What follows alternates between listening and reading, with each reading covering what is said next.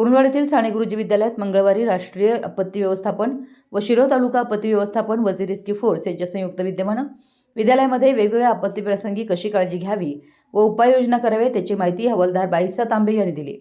एकंदर नैसर्गिक व मानवनिर्मित आपत्ती असे दोन प्रकार आहेत ज्यांना आपल्या सर्वांना सामोरं जावं लागतं असं मत टीम कमांडर महेश शिंदे यांनी व्यक्त केलं।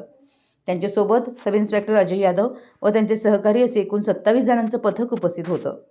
या पथकातील सर्व सदस्यांनी विविध प्रकारच्या संकटप्रसंगी कोणती काळजी घ्यावी याची माहिती व प्रात्यक्षिक दाखवलं। सुरुवातीला विद्यालयाचे मुख्याध्यापक किरण पाटील यांनी सर्व पथकाचं स्वागत केलं।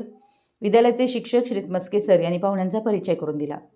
यावेळी विद्यालयातील सर्व शिक्षक, शिक्षिका, शिक्षकेतर कर्मचारी, सर्व विद्यार्थी उपस्थित होते।